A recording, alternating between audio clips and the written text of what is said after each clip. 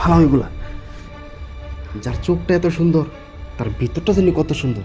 এই তোমার তো এবারে কাজের বুয়া হিসাবে মানায় না, তোমার মানাইবো এই বাড়ির বউ হিসাবে। চলো না, আমি তো বিয়ে করি নাই, বিয়ের আগে বিয়ের ওই কাজটা সেরে ফেলাই। চলো ছাড়েন বলছি, বেয়াদব কোথাকার।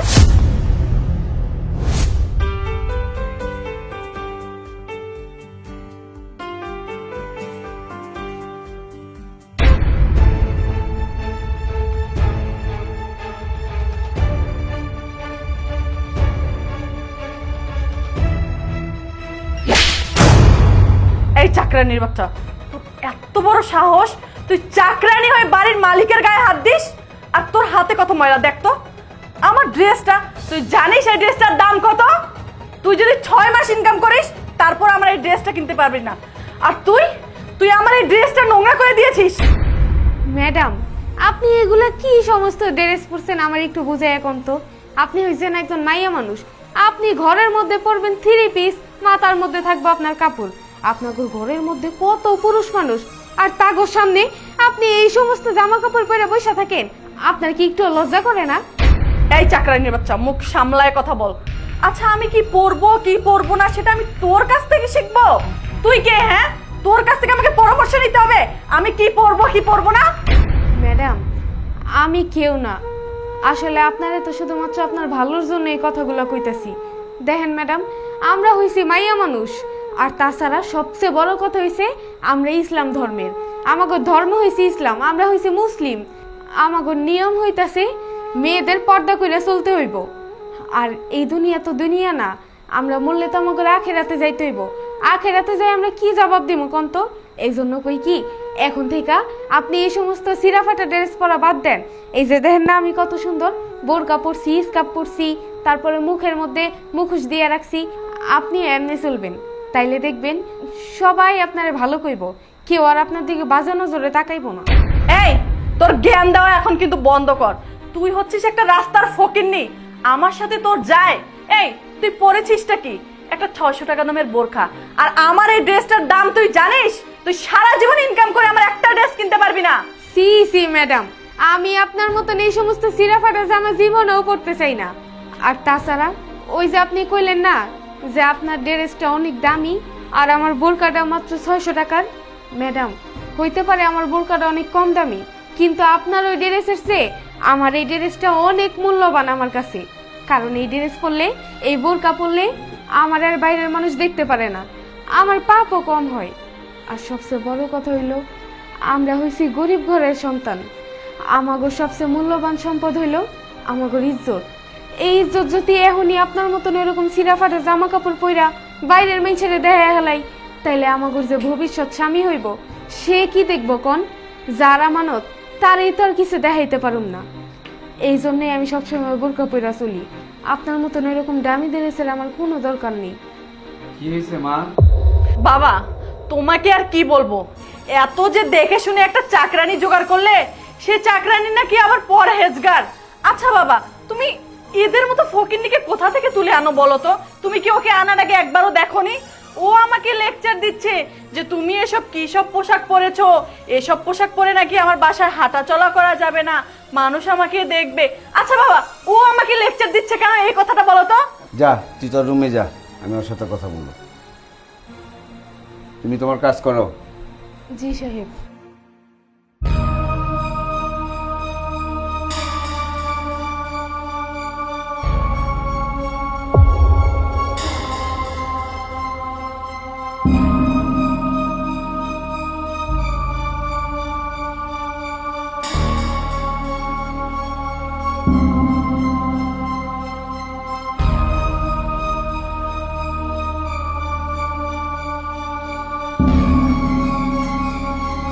শুনো, তোমার সাথে জরুরি কথা কম। আসো, এদিকে আসো, আসো আসো, ভয় পেও না, আসো আসো। জি সাহেব বলেন। আরে আসো না, বসো বসো বসো বসো। শুনো, তোমার চেহারা তো আমি কোনোদিন দেখি নাই, কিন্তু তোমার গায়ে গতরে দেখলে মনে হয় তুমি খুবই কচি, আর আমি আবার একটু কচির মধ্যে একটু ভক্ত, বুঝছো? তুমি কিছু মনে করো না, তোমার তো এই সময়টার মধ্যে কাজ করার দরকার নাই, তুমি হলো রাজধানী থাকবা, বুঝো নাই? আর আমার মতো দুই একদিন থেকে পাইলে তুমি রাজধানী সারাটা জীবন তোমার লগে তুমি কাম করবা কে মানুষের ভাই, তোমার পিছিয়ে মানুষ কাম করবো, বুঝো নেই? খালি আমার একটু তুমি এই আমার একটু সঙ্গ দিবা, তারপর সব ক্লিয়ার করে দিই, ঠিক আছে? আর এই যে আমার মাইয়া পোলা যারা প্রবলেম, সব প্রবলেম হটায় দিন, খালি তুমি আমার প্রবলেমটা একটু হটায় দাও, বুঝো নেই? সাহেব হ্যাঁ। কি করতেছেন? সারেন কইতেছি সাহেব, আপনি আসলে আমারে যেমন মেয়ে মনে করছেন আমি আসলে ওরকম না, ছেড়ে দেন। তোমার তুলতুলা শরীর তো, এই কারণে আমি আবার এইটার প্রতি বহুত উইক, বুঝছো? এই রসগোড়ার শরীরটা এমনি এমনি কাটাই দিবা। আচ্ছা আমি তোমার লগে একটু লজ্জা করে না? একজন মুরব্বী মানুষ আপনি, আপনার বয়স তো কম হয়নি, আর আমি আপনার মেয়ের বয়সী, আপনি আমার দিকেও বাজে নজরে তাকালেন? কিভাবে পারলেন এটা? বিবেক বলতে কি আপনার মধ্যে কিচ্ছু নেই? আপনার তো বয়স কম হয়নি, এক পা তো অলরেডি কবরের মধ্যে ঢুকে গেছে, আর এই বয়সেও চরিত্রটা ঠিক করতে পারলেন না, তাই না? চাকরনির বাচ্চা চাকরনি, তোর কত বড় সাহস! তুই আমার থাপ্পড় মারছস? তুই আমার চিনস? তোর এই বাড়ির থেকে চাকরিটা শেষ করুম, আর তোরে এমন কালি লাগামো সারা জীবন কেউ মুখ দেখাইতে পারবি না। মানে কি হয়েছে আপনি আমার কাছ থেকে শুনুন।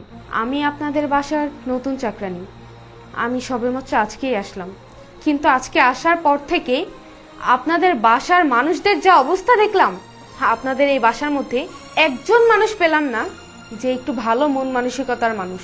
আপনার বাবা, তার বয়স হয়েছে ঠিকই, কিন্তু তার চরিত্রটা এখনো খারাপই রয়ে গেছে, চরিত্র আর সে ভালো করতে পারলো না। থামুন, আপনি মুখ সামনে কথা বলবেন। আপনি কার সম্বন্ধে কি বলছেন? আপনি হয়তো ভুলে গেছেন উনি আমার বাবা, আর আমার বাবা 5 ওয়াক্ত নামাজ পড়ে, সে কখনো খারাপ কিছু করতে পারে না। আর আপনি কে আমার ফ্যামিলির সম্বন্ধে এত কিছু বলার? আপনাকে দেখে তো মনে হচ্ছে আপনি ভদ্রঘরের একটা মেয়ে। হ্যাঁ, আপনি একদম ঠিক কথা বলেছেন, অবভিয়াসলি আমি ভদ্র ঘরেরই মেয়ে। আর কে আমি আপনি দেখতে চেয়েছেন, তাই না? ঠিক আছে, দেখুন তাহলে।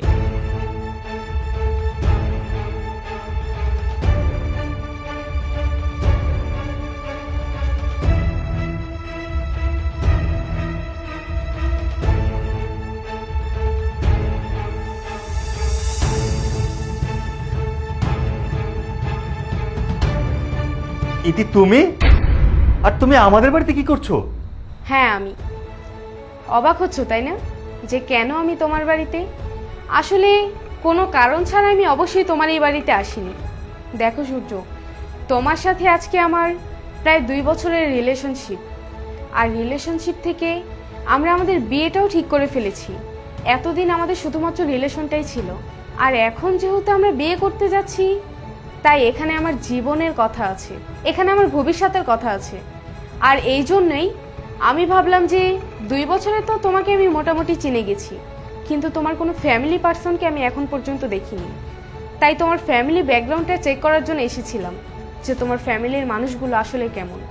কিন্তু এখানে আসার পরে যা দেখলাম,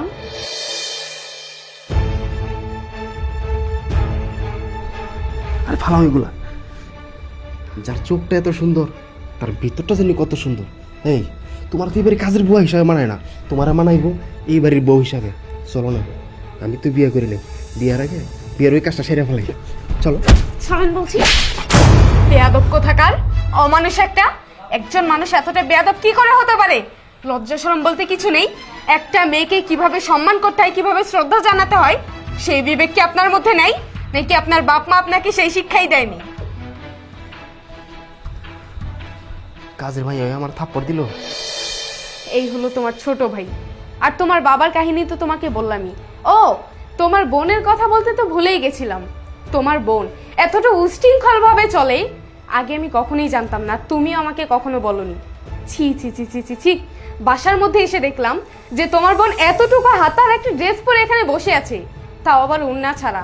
আর তোমার বোনকে যখন আমি বললাম যে তুমি পর্দাশীল হয়ে চলো, তখন সে আমাকে একটা থাপ্পড় মেরেছে। কি আর বলবো, তোমার বোনের চরিত্রও ভালো না, তোমার বাবার চরিত্রও ভালো না, আর তোমার ছোট ভাইটার চরিত্রও ভালো না। আচ্ছা আমাকে একটা কথা বলো তো, তোমার ফুল ফ্যামিলি মেম্বারসদের চরিত্র এতটা খারাপ, তোমার চরিত্র যে ভবিষ্যতে কেমন হবে সেটা আমি কিভাবে বলবো বলো?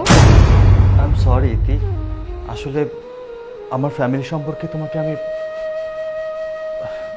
কি বলবো আর, আমার লজ্জায় মাথা নিচু হয়ে আসতেছে। শুধু বলনি যে তাই না সূর্য, তুমি আমার কাছে মিথ্যে কথা বলেছো যে তোমার ফ্যামিলি নাকি অনেক ভালো, তোমার ফ্যামিলির প্রত্যেকটা মেম্বার পর্দাশীল হয়ে চলে, নামাজ কালাম পড়ে। তোমার বাবা একজন নামাজ তো পড়ে ঠিকই, কিন্তু তার চরিত্র যে এতটা খারাপ সামনে থেকে না দেখলে কখনো বোঝাই যাবে না। এরপরে তোমার বোনকে দেখো কেমন উশৃঙ্খল হয়ে চলে, আর তুমি আমাকে একবার দেখো, আমাকে আজ পর্যন্ত তুমি কখনোই বোরকা ছাড়া কোথাও দেখেছো? বোরকা ছাড়া তো দূরেরই কথা, কখনো যদি তোমার সাথে বাইরেও যেতে হয় তবু আমি মুখটা ঢেকে শুধুমাত্র চোখগুলো বের করে তোমার সাথে বের হতাম। তুমি আমার ফ্যামিলি ব্যাকগ্রাউন্ড সম্পর্কে সবকিছু জানো, তুমি আমাকেও খুব ভালো করে চিনো, তোমার অবশ্যই আমাকে এই কথাগুলো আগে বলা উচিত ছিল। যাই হোক, আমি আর তোমাকে বেশি কিছু বলতে চাই না। সরি সূর্য, ভবিষ্যতে মনে হয় না তোমার সাথে আর আমার কখনো দেখা হবে। আসি, ভালো থেকো।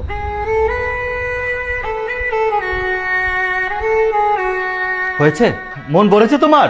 হ্যাঁ, ছোট থেকে জেনে আসছি মানুষ আজারে বাজারে বলে বেড়ায় তোর বাবার চরিত্র খারাপ। কই, তুমি তো আমাকে সেভাবে বড় করোনি। আমাকে ছোট থেকে বড় করেছো নামাজ পড়, রোজা রাখ, ইসলামের পক্ষে চল। তুমি নিজেও তো নামাজ পড়ো, তোমার নিজের চরিত্রটা কেন ঠিক করতে পারোনি বাবা? আজকে তোমার জন্য আমার বিয়েটা পর্যন্ত ভেঙে গেছে। জানি না বাকি জীবনে আমার বিয়ে তো দূরের কথা, তোমার ঘরে একটা মেয়ে আছে, ওকেও বিয়ে দিতে পারবে কিনা। যেভাবে বড় করেছো না, এখন যে অবস্থা। এই, তোর না বহুবার বলেছি, বড় হয়েছিস, লজ্জা শরম রেখে চল। কি পর্দা করতে কি লজ্জা লাগে? এভাবে লজ্জা লাগে না? বেয়াদব মেয়ে একটা, কতবার বলেছি তোকে। শোন, আর তোকে বলি, আজ এরা থাকিস তো ঘরে বসে বসে খাস, আসলে কোথায় খাবারটা আসে সেই খবর তো রাখিস না, সবটা ভালো করিস না। কি বাবার মতো হবি? তাহলে থাক তোরা তোদের বাড়িতে। আজকে থেকে আমি আর এ বাড়িতে থাকবো না, যতদিন না তুমি ভালো হচ্ছ। তুই আর তুই, তোরা ভালো না হচ্ছিস, আমি আর কোনোদিন তোদেরকে মুখ দেখাবো না, এই বাড়িতে ফিরে আসবো না। থাক তোরা, গেলাম বাবা।